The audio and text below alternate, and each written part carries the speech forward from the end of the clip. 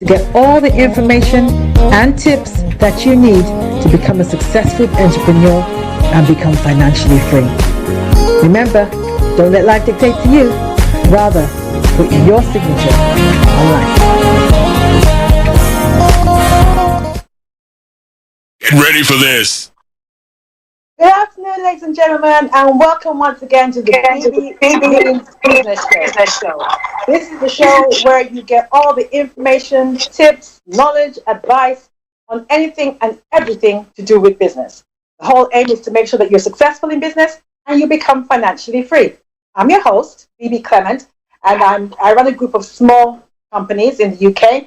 I'm also the author of How to Go from Employee to Entrepreneur, and you should have the details of that book on the bottom hand side of your screen. I want to thank you for joining us again today and for all your kind comments and all your feedback. Keep them coming, as it helps us shape the show into one that you find even more useful.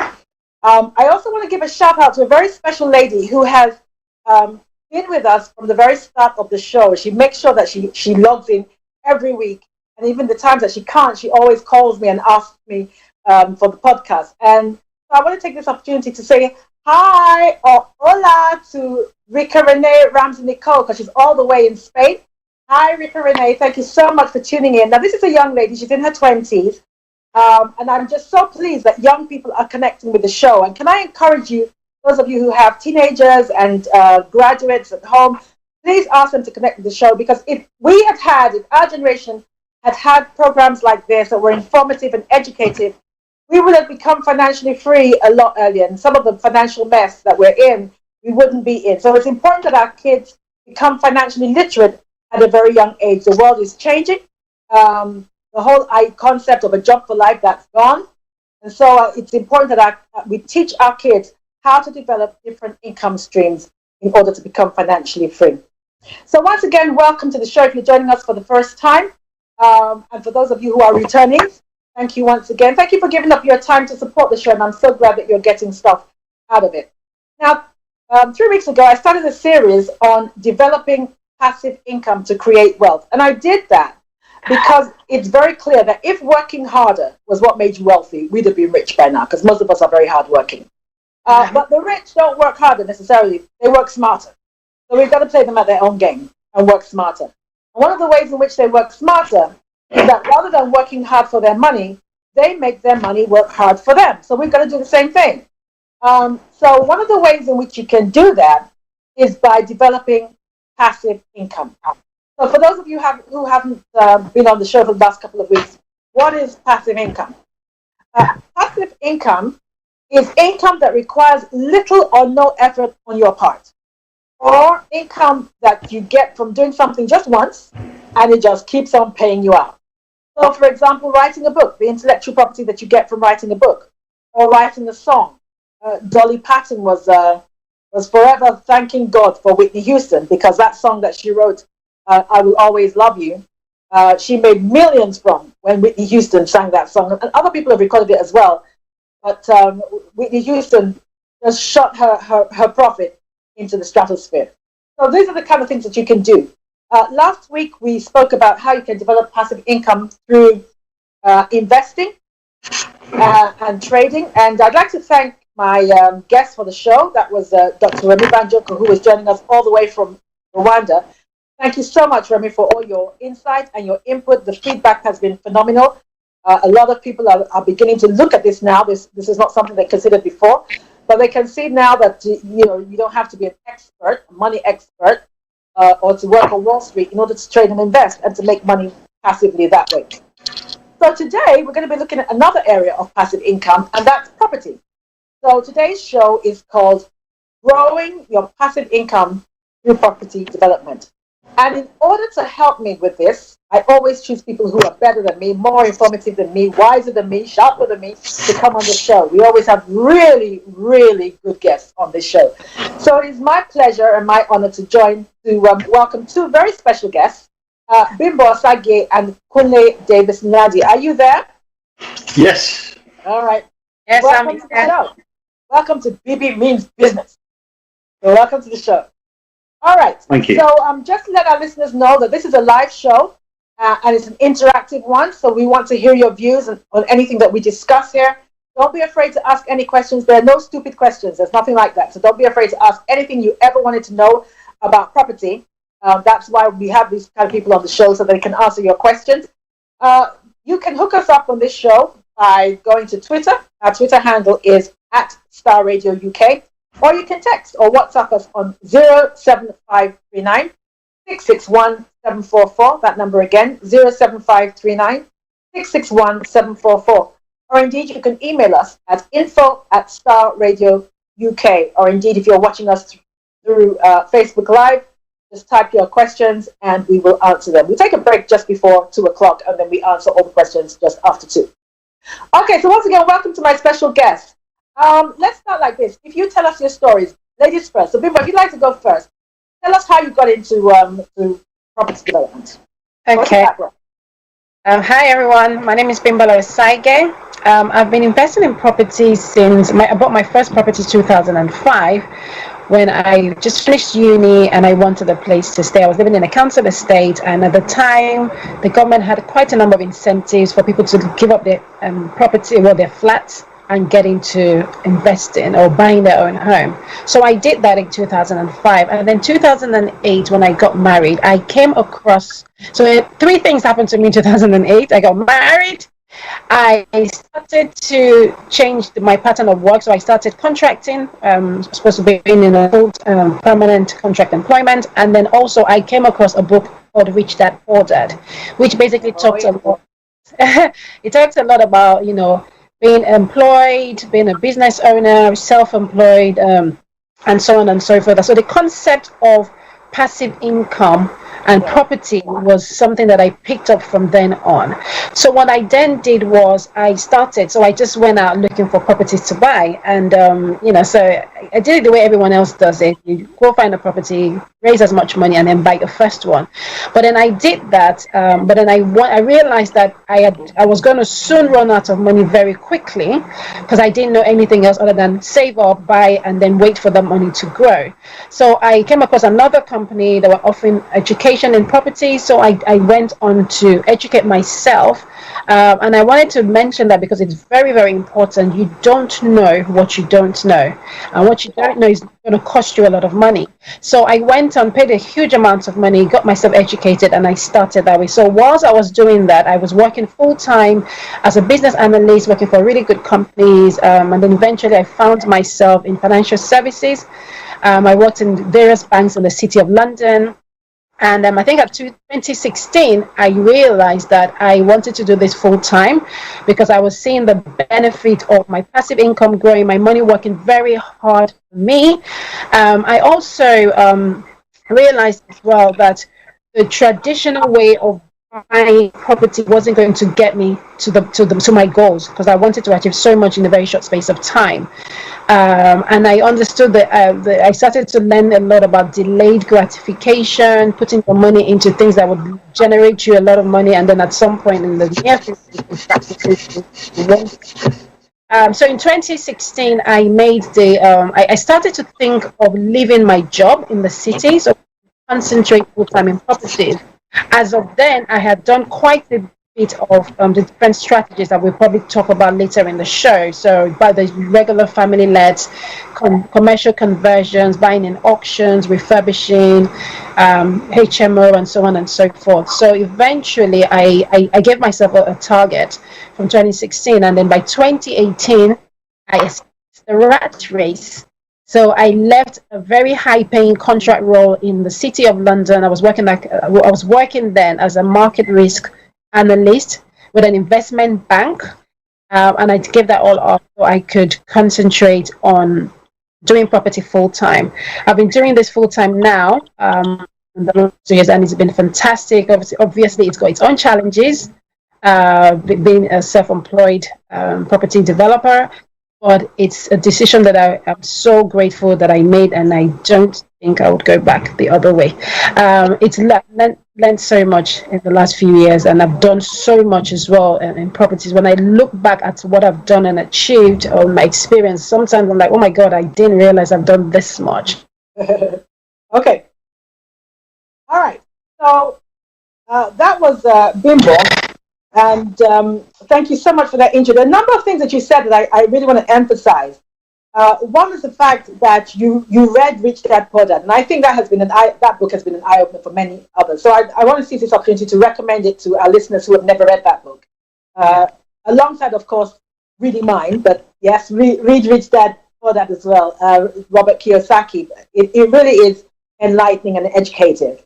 Then you spoke about how you went and got yourself educated, and then you used a phrase I think is really important, that you don't know what you don't know. Yeah. Too many people jump on a bandwagon when it comes to developing income or trying to create wealth. They jump on the bandwagon, they hear that their friend has done something and they think, oh, my friend has been successful on it, I said, so I'm going to do it as well, without getting the proper education.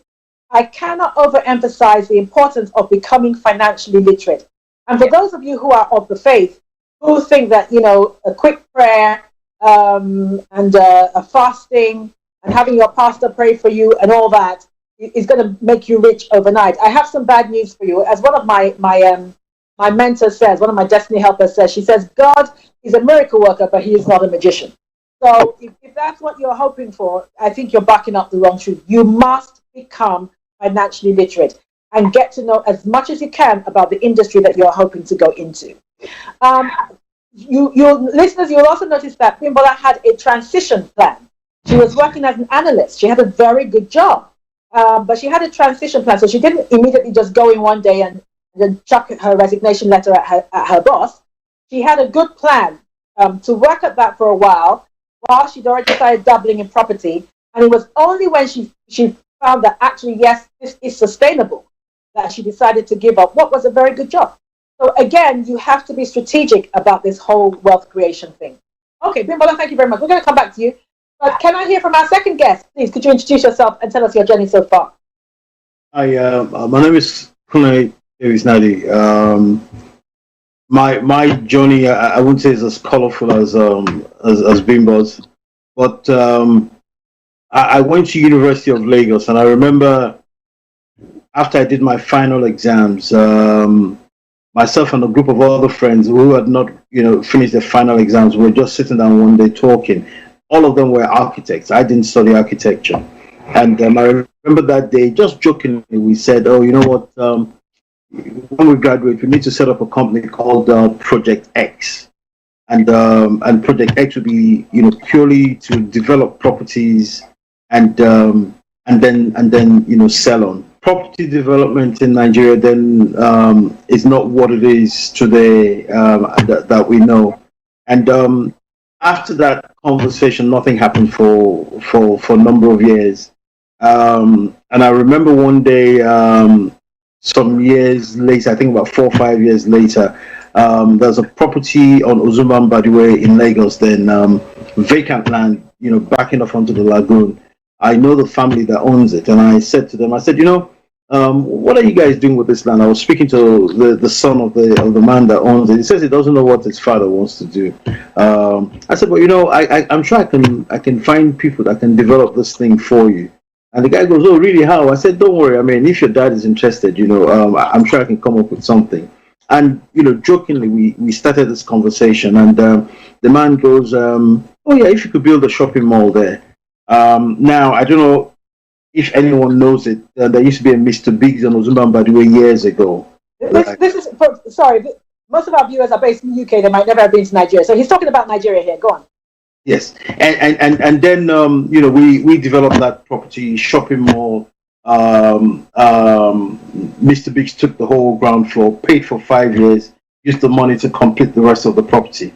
Now that was how I started. It was all stroke of luck. Because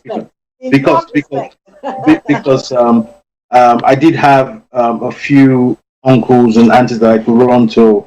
That were willing to put the money together and also get the connection. But fast track, I came to the UK, did a master's, and bought my first property. I believe it was in 1997. Wow. I still knew that I had the passion for real estate development. I'm not much of someone that was interested in buy and let and all that, I was swimming on the other side of the ocean, and um, Sorry, what side is that? which is development. You Right, know, okay. but buy a property in auction and add value to it, or buy a semi-detached property that's got massive grounds on the side. Create an additional dwelling there, or buy a big property. Five 6 bed detached house. Convert it, by extending to the side and to the back, and end up having, say, 5 apartments within the house.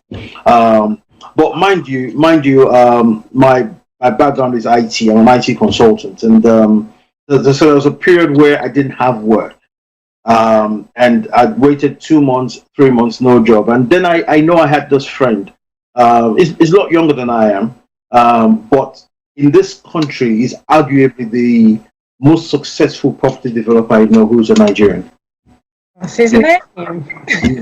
And this guy was doing things that was blowing my mind off. So I remember then I'd wake up in the morning and I'd go to his house 8 o'clock in the morning, and I'll sit down with him till about 7, 8 at night. I would watch him when he goes to scout for properties. I would watch him when he goes to tender for properties. I would watch him when he negotiates with contractors. I would watch him whilst he does whatever he does, and I did that for 6 months. Monday to Saturday, going to his house. And some people were like, why are you always hanging out with me? I said, look, guys, just leave me alone. I know what I'm doing now. So for me, apprenticeship, pays off. Wow. Apprenticeship pays off. You see someone doing, what you want to do, right? And you can see evidence that this guy is onto something that you have no clue about. Bite the bullet, walk up to the person, say, look, mate, can you help me? I want to study under you. And, most decent people, right, would have no problems with you doing that, And this guy took me on board, and what I know today in the real estate as it concerns the United Kingdom was solely due to that one person. And and after that, I've gone on to just do a whole host of things. Now that doesn't mean I didn't make mistakes down the line. I still made mistakes. Don't tell us about those ones yet. We're going to come to me. Yeah, but the point is, when you learn right, even though you make mistakes, right, there's that thing you can fall back to say, oh, hang on a minute, what did I miss? And then pick back up again, and you're up and running. So in a nutshell, that's my story. That's where I am. I'm still hungry for development. I'm still scouting for properties, and doing all I can do to help people that need help as well. And what a story it is. What a story. Thank you. Enough respect from me, honestly. The fact that you were that young and that forward thinking. I mean, the whole story about you developing that land is just amazing, really amazing to me. Because I mean, how many young people were thinking like that? That's really good. A couple of other things I wanted to pick up on and emphasize to my listeners is the whole concept of being mentored. In whatever field you want to go into in relation to wealth creation, you must be mentored. And just like they said, go and look for somebody who has made a success at what it is that you want to do, and humble yourself. They said the guy that he went to meet is a lot younger than him. Yeah. Humble yourself and go and learn whatever it is that you need to learn. It doesn't matter who the person is, as long as they're doing what you want to do and they're doing it successfully, then go sit at their feet and learn what you need to learn. Too many of us are focused on the money. I've had people who will say, well, I can't go and do that because during that time, nobody's going to pay me.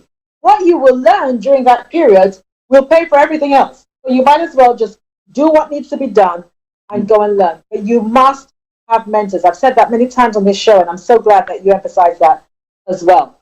Okay, really good introductions there. I hope our listeners are getting inspired that neither of these people were born with a silver spoon in their mouth, one.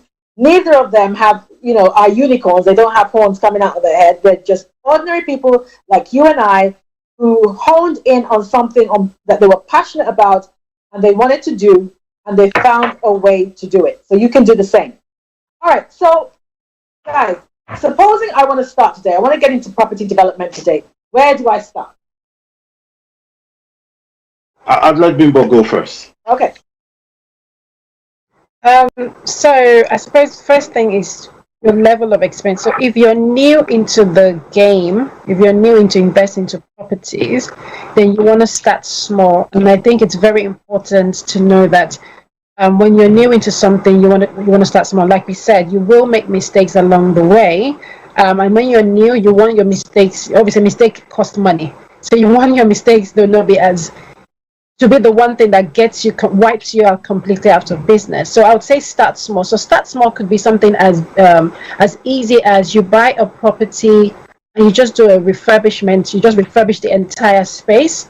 That's starting small. If you're new into the game, you buy a property that is old, needs a lot of work, change the bathroom, change the kitchen, perhaps apply to the council to extend the back, nothing too major, and then you start to build your experience that way.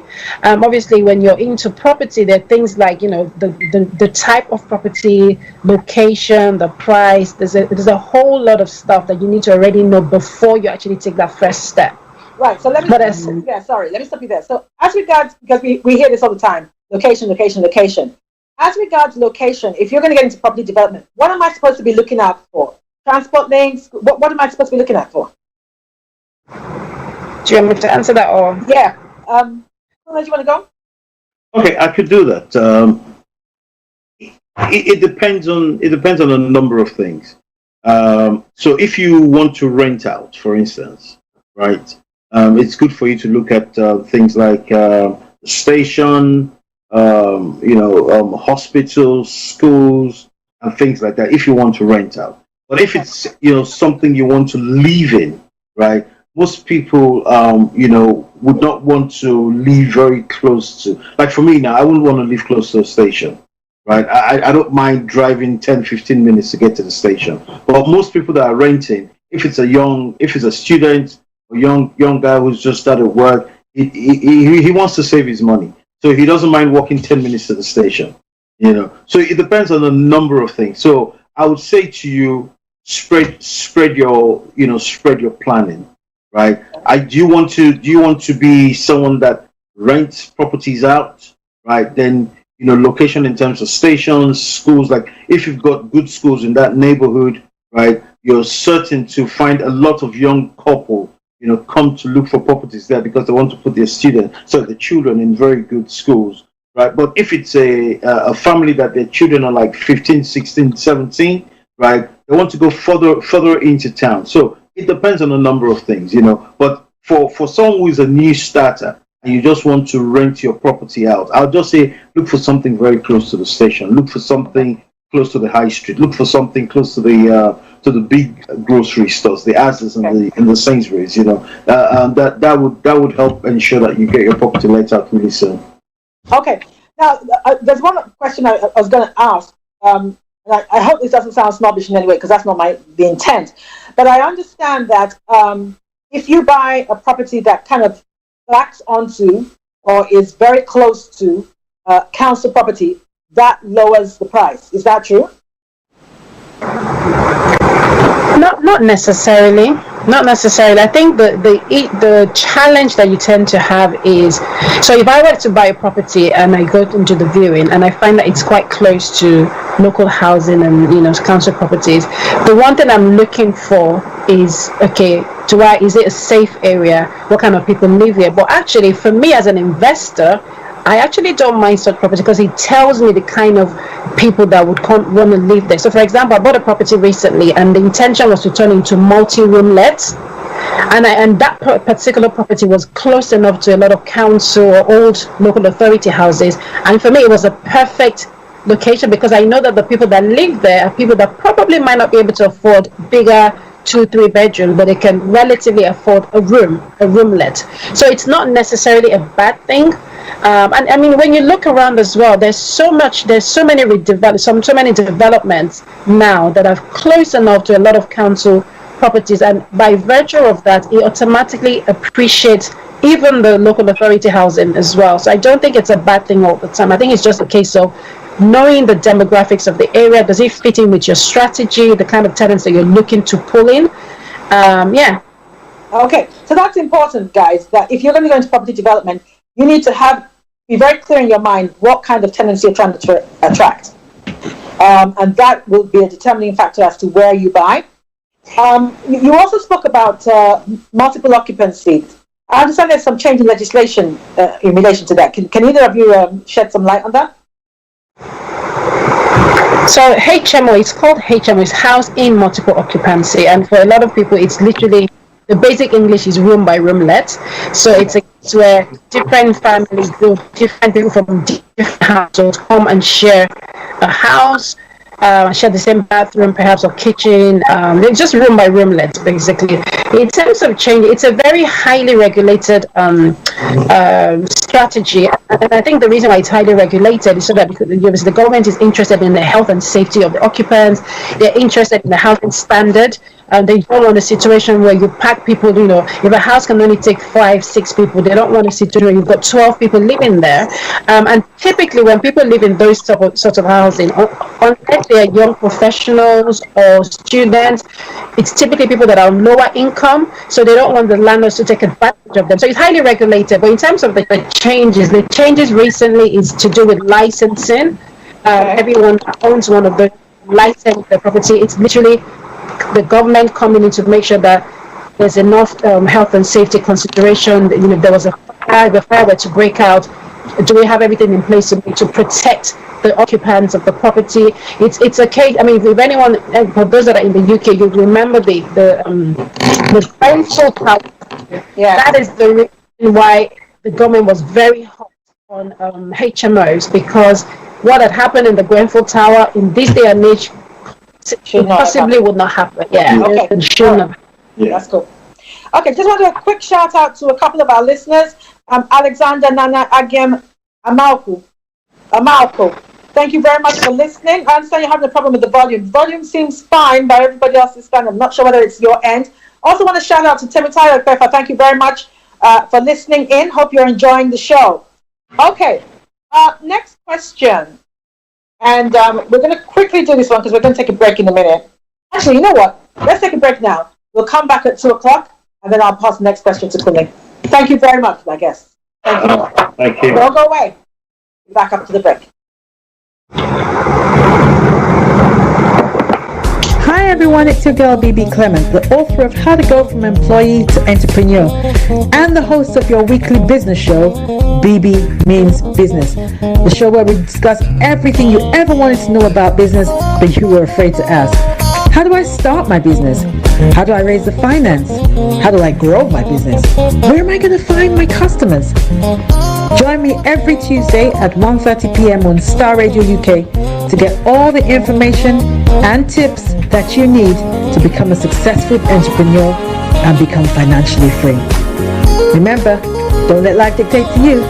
Rather, put your signature on life. Get ready for this. Welcome back, ladies and gentlemen, to the Bebe Means Business Show. And today we're speaking about how to grow passive income through property development. I have two special guests on the show, Bimbola Osagie and Clement Nadi. We've been talking about property investment, and I've had some questions come in that I'm going to throw open to our guests. The first question says, Dear Bebe, wonderful show as ever. Thank you so much. Glad you like it.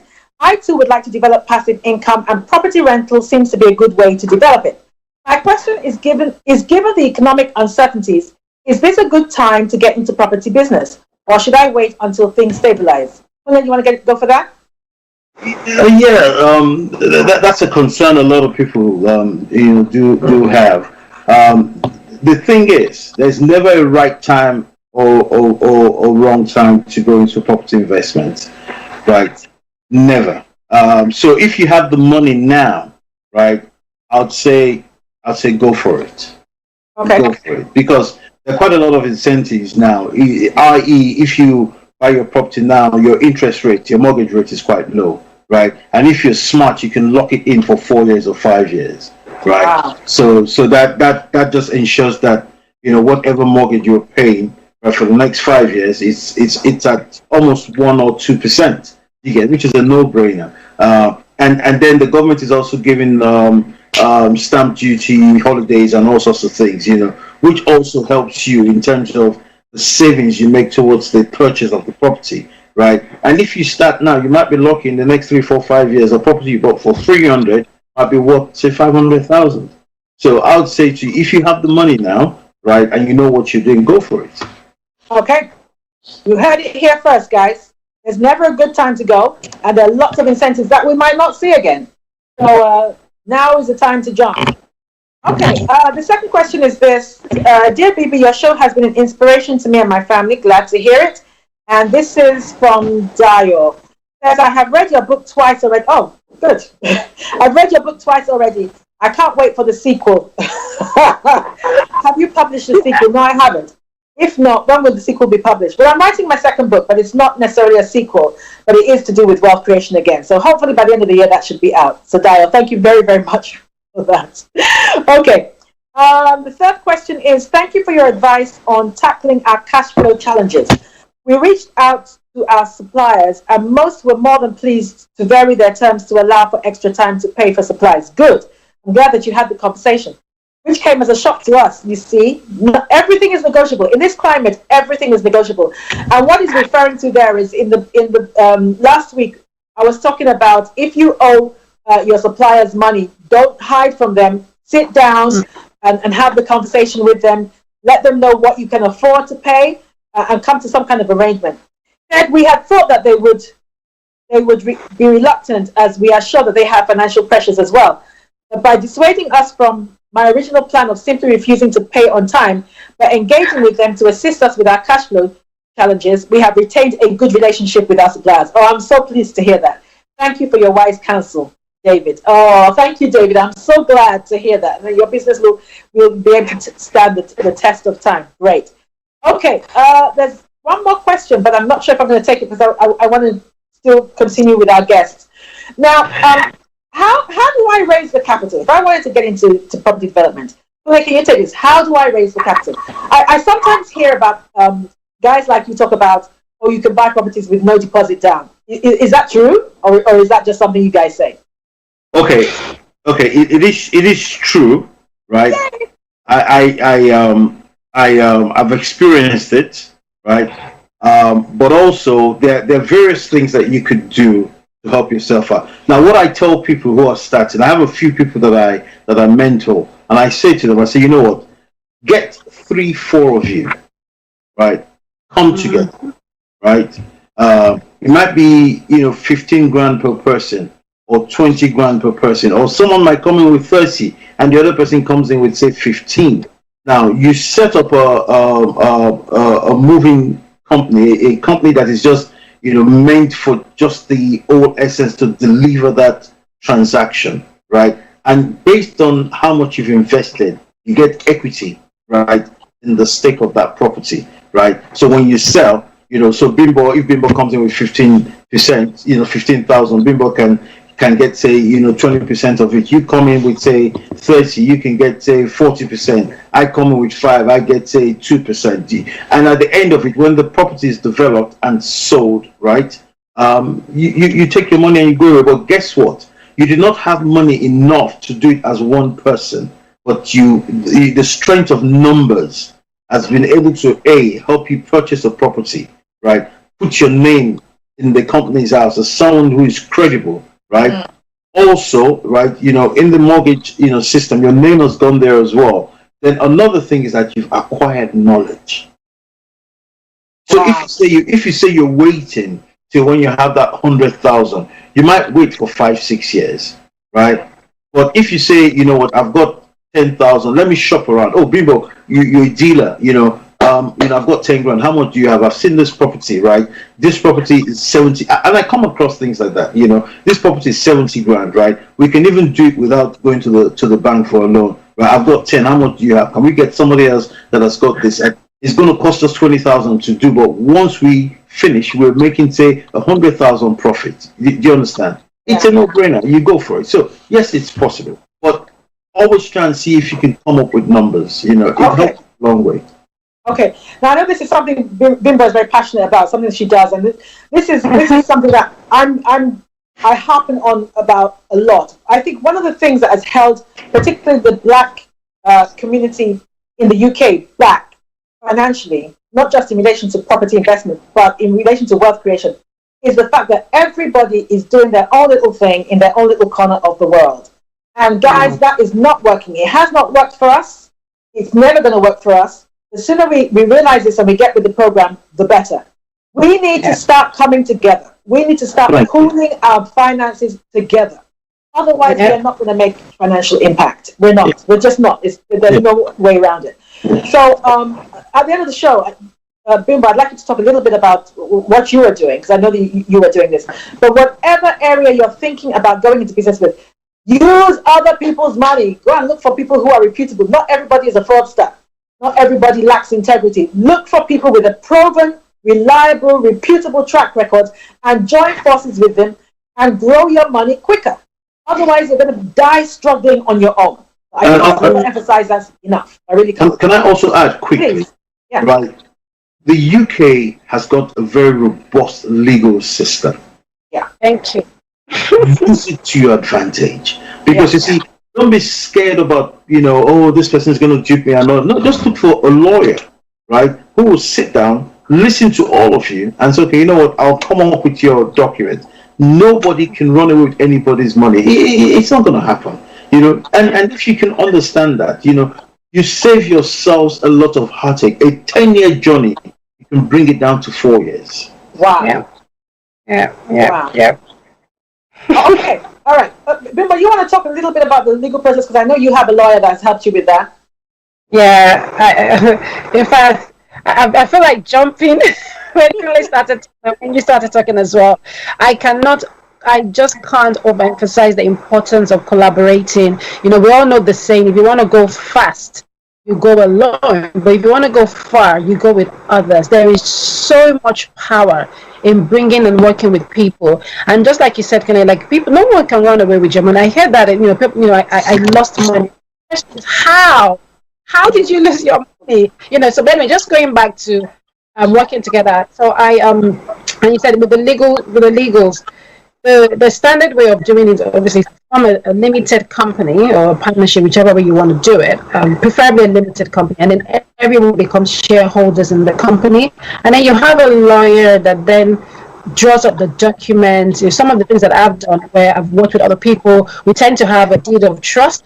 We also have an agreement, a shareholder agreement, or any sort of agreement that works for us.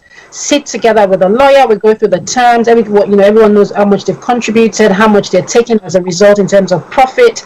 If there are losses, how do we share the loss as well? So that's a possibility. So literally just working through the structure and then presenting it to a lawyer who draws up an agreement, and then that's it. It's done. It's so easy, so simple. You just have to spend that extra bit of money to make sure you have your legals, and there's always a paper trail. The amazing thing about the UK government as well is, apart from the robust legal system, there's that freedom of information as well. If I set up a company today, you can track me, you can Google me, you can find me on companies out, like I know where I'm running to. So is the next investor, the next developer. Where people need to be careful is where they're not able to trace. There's no traceability or accountability. And I love what you said. Not everyone is after your money. Not everyone has, a lot of us that have integrity, and we're happy. It's like integrity for the money. In fact, so I'm so happy we're having this discussion. I just want to encourage people out there. Look to work with people. Look to start trusting people, and make money together. You look at the other races and the other tribes, and we see how far they've gone. Can I just share stats very quickly? I saw this. It was a stats that came out 2020 about home ownership and race, and it says in the United Kingdom, it's about 68% of United Kingdom are house owners, so households that actually own their own homes, and then they break it down into races. So the white people, the white British, was about 65 or 63, and then the Asian, actually not Asian, Indians was 75, or maybe it was in the 70s, either 75 or 78, and then the black Africans was 20%. When I saw that stuff, I wanted to die. I literally was like, what is this? Like, how can this be possible? Yeah. And I go back to the fact that the reason why the Indians will be 70 something is because it's literally down to collaboration, working together, having each other's doing it together, collaborate. That's the secret. And until we get up, when we're still going to be at the 20%. Okay, all right. So some real important issues being raised there to move us forward as a people. Some really important issues to be raised there. Two things I want to say. First of all, this is my show, so I'm going to do a shameless plug here. If you are looking for a lawyer to help you in relation to this, I must recommend my law firm, Clement Solicitors in Lewisham. So if you just Google us, www.augustineclementsolicitors.com, we will help you set it all up. You won't have any problems. We will set it all up for you to make sure that you don't get ripped off. One of the reasons why a lot of our people get ripped off is because they don't have any legal agreements. They don't have any legal paperwork. They don't get any legal advice. We don't, as a people, understand the importance or appreciate the importance of professional services. We don't. It will save you money. It will save you time. How much is it going to cost you? If a lawyer is going to cost you, worst case scenario, let's say $2,000, and it's going to save you from being ripped off to the tune of $30,000, it is a no-brainer. So make sure that you get legal advice, whether it's property or any other aspect of business. Get legal advice, and we are more than happy to help you. We own a commercial law firm, and we're happy to help you. The second thing I wanted to say is I'm going to put my Christian hat on now. I'm a leader in the Christian community, and I work a lot with pastors, very, very closely with pastors. And one of my gripes with pastors is the fact that they are in a position to influence people in such a way that can move them forward financially, and they don't do it. So if you are a pastor and you're listening, can I encourage you that your church should set up a company and get your members involved in property development? Get your members involved in property development. This is so important. We must get our people financially free. It is a tragedy and a travesty. And that statistic that you gave, Bimbo, that statistic is reflected in every other area of business, that we're sitting at the bottom of the pile. And there is no excuse for it. There really is no excuse for it. It is literally a matter of a lack of knowledge, not being financially literate, not having the right kind of mentors, and not having an environment where we can flourish financially. And again, I'm addressing all the pastors, please, or faith leaders. You are in a position to do something. Please do it. Ensure that you have business groups in your church. Ensure that your business groups are heavily involved in particularly property development, because there are very few things that you can invest in that can give you the kind of returns that property gives you. Very few things. All right. Okay. That's my and I've had it. So go on, Bimbo. Sorry, I was just going to say that, do we know that the pastors actually know this? Because I take it that if they don't know, then they don't know that they need that. So maybe perhaps they need to get people like, kind of similar to what you do. You go to the churches, teach them, and tell them what they don't know, and then actually have sermons from the pulpit as opposed to just sermons about faith and believing God for a miracle. And actually, God is saying, "I'm giving you the power to create wealth." And you just need to do it. And this is something that I do with another hat of mine. This is something I do. I go around churches and I do a lot of business seminars and educate them and everything. And you're right. Pastors don't know. That is the truth of it. Some pastors themselves don't know. But if you're listening today, you have no more excuse. The truth that you know, you are responsible for it. So make sure you do something. Okay. So some other quick things I want to talk about before we end the show. Now, where do you source your properties? Kunle, where do you source your properties? Okay. I've been at it for a while, right? In the past, what I used to do, I'd wait for an estate agent, right? Okay. So we call, we've got this property for sale and all that. Or I look at the auction list. At the time I registered in all the auction houses in the UK, so they constantly send me material, and I look through them and then decide on what I want to do. But now, in recent time, I've changed all that, because over years I've developed relationship with a lot of estate agents. So, like the home I live in was not put on the market for sale. I just got a phone call, John, I've got this deal. Can you move? And I said, okay, what is it? He told me. I went and had a look at it, and I said, okay, fine. That same day we closed. Right. So what I found is that a lot of deals don't come out on the internet, or you don't see billboards in front. So I and this is the thing Nigerians need to learn. We need to try and relate with people across race. There's a lot of these estate agents. They're English, they're Indians, they're Chinese. We need to make friends with these people. And once they know that you're hungry for it, and you can demonstrate to them you could move, trust me, before anything gets to the auction house, they will put it out to their contacts. That's one thing. And another thing I do, I'm very cheeky about. So I'm driving around the neighborhood.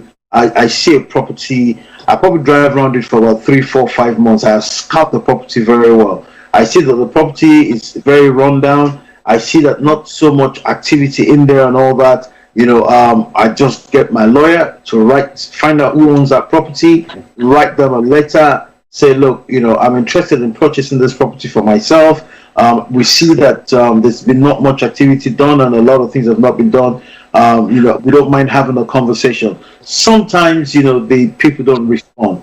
But trust me, 90% of the times I get a response back. And they would ask you, what are you offering? So if the market price is, say, 300 and you offer them, 305, right? It saves them the hassle of calling an estate agent to come and start doing some analysis and all that. They'll take your 305 and they move out of the place, But you know what you want to do. You potentially stand to make about 100,000 profit there. That extra $5,000 is nothing to you, right? And all of that comes with experience. And I try to help people, I say, come, what? Saturday, make your Saturday free. Let me take you around and I show you what I do. And I do that for a lot of people.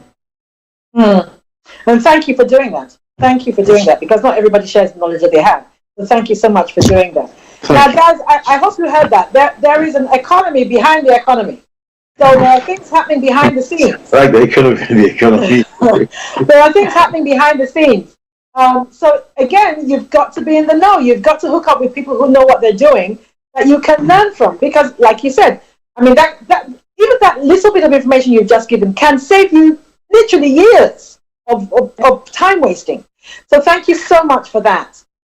So let me say something quickly. Do correct my daughter. Now, the other thing I was going to say, a lot of people get scared because they don't have the money.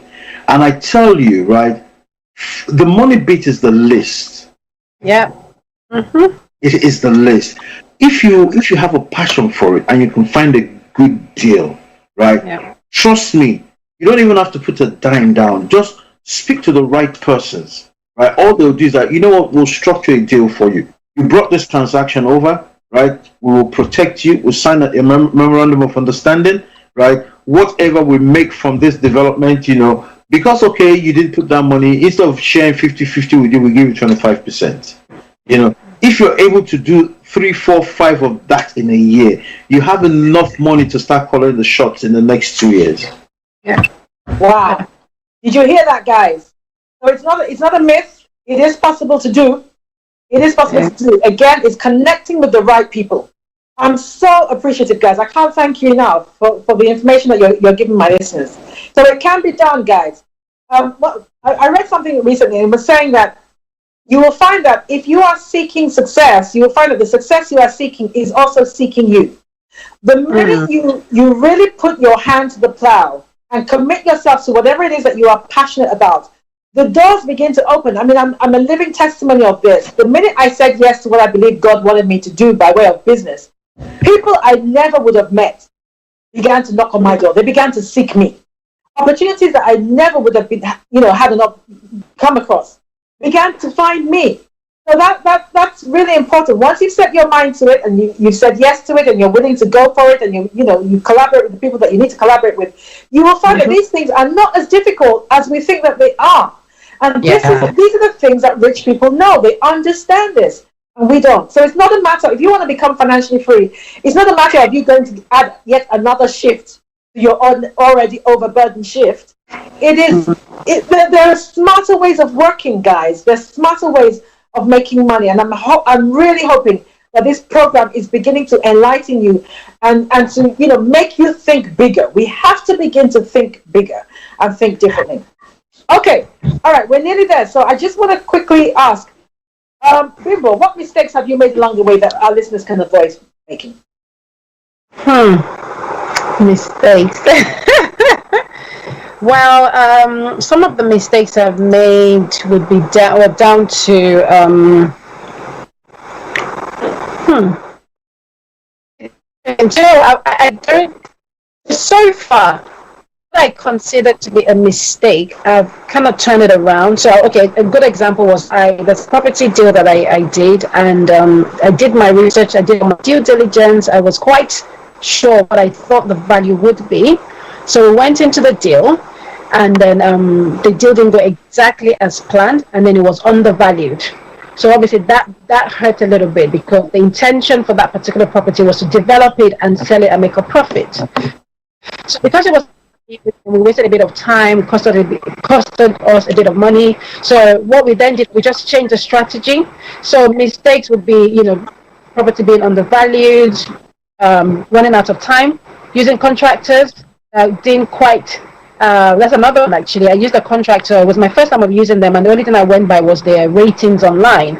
But it was a disaster in the end because they wasted us a lot of money. They wouldn't listen to some of the instructions we gave them. We had to redo things over and over again. That was a big mistake. But I think overall, when such things happen, I just changed strategy. If I was going to sell for a profit, then I just retain and remortgage and take as much as I can get out at that point in time, and then rent it out. So with property, the opportunities for you to you will make mistakes, definitely. But you've got to find a way to mitigate that or change your strategy. And that's one thing I love so much about properties, because if it was another asset class, you make a mistake, you lose money, you're out of the game. With property, you have that, you just change your strategy. You look to do something differently. Okay, Clement. Yeah. Okay, I'll give you two instances, and I'll be very quick about them. The first one, I bought this property. It's a semi-detached house, right? But the person I was going to buy the property, I bought the property from, he had done an extension to the house, right? And the extension he did was to the side, so he created an additional dwelling, a one bed house. So in essence, I purchased two properties for the price of one, right? But this is the mistake I made, right? I did not do my research because there's a lot of things that go into real estate. I did not do my research in terms of finding out, okay, this job that this guy did, was the council willing to regularize the fact that he did the work illegally? Okay. Right? So there's what they call a UDP. Every borough has got its UDP, Urban Development Plan, right? Yeah. So if I'd known, I would have studied. So seen that, oh, hang on a minute, this guy has done the work, but the council would not regularize it. I wanted to buy the property and have it as two separate properties, so I could sell them as two separate houses. Walk away with about 200,000, in the kitty. But the council for like about 6 years they fought with me. 6 years, and they said no, it has to be one dwelling. But luckily for me, David Cameron came into power and he changed a lot of the legislation, and that was in my favor. So I was very lucky. But that was a big mistake I made on my own part. And the other one was a near miss. I was going to buy a piece of land in East Finchley, and I saw it was 180,000, and it came with planning permission for 4 flats. And I put down the initial down payment, and I said, okay, I'd get the paperwork done and all that. But something in my mind just kept on telling me, young man, calm down. And I kept wondering why, but only for me to go there the following day, and I saw that there was a massive cemetery of land. Now the thing is, you build it, but nobody would want to live in there. Yeah, massive cemetery. But so what the lesson I learned there is, don't just go in the evening when it's dark. Go in the daytime. Go in the morning. Go in the afternoon and see. Yeah. That was a near mistake I almost made. Well, thankfully I did. Cool. Thank you so much for that. Just want to do a quick shout out to some of the people who are watching, some of our listeners and those who are watching. Archie Hammond, thank you so much for watching. SK Nasirudi, I hope I pronounced that properly. Thank you so much for watching. Abronoma Akos, thank you also for joining us on the show. Ladies and gentlemen, that brings us to the end of the show. Can we just have a quick, how do we get hold of you? How do our listeners get hold of you? Because I'm sure people are going to start contacting you. So how do we get hold of you? You want to go first? I One of the things that I should have mentioned actually in the course of the show was I run an investment club where people come in with £10,000 to invest, and I think that's where we talked about the power of collaboration and teamwork, and just rather than have your money sitting in an account where it's doing nothing, let it start working for you. So that's something that I do. I'm happy to take inquiries on that. I can be contacted I'm on Instagram, so I'm on Instagram, Bimbola Osagie. I'm on Facebook, Osagie. I'm happy to drop my email address as well on the chat. I don't know if you have a chat actually. I can be contacted on my phone as well. I'm quite happy to be contacted anyway. Email, phone call, Instagram. Okay, cool. If you just quickly WhatsApp Archie, he will post it online. All right, Kule, how can we get hold of you? Yes, telephone number and email address. I'd WhatsApp Archie now so that Archie can put that up as well. Cool. All right. Ladies and gentlemen, thank you so much for joining us again. It has been such a pleasure, such a really informative show. I will be definitely becoming a mentee, so watch out for me as well. I hope you enjoyed the show, and let's hear your views on it.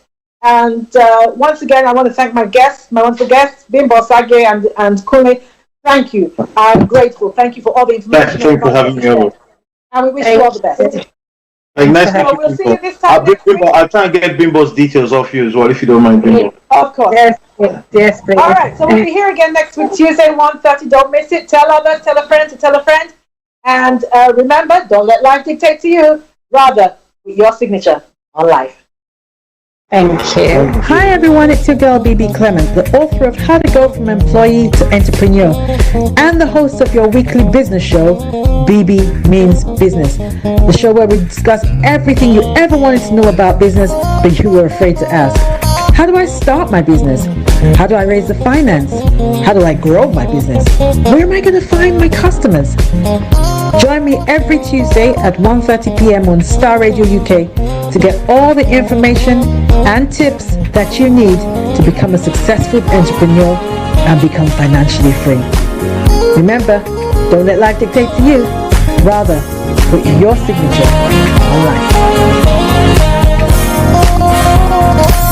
Thanks for listening.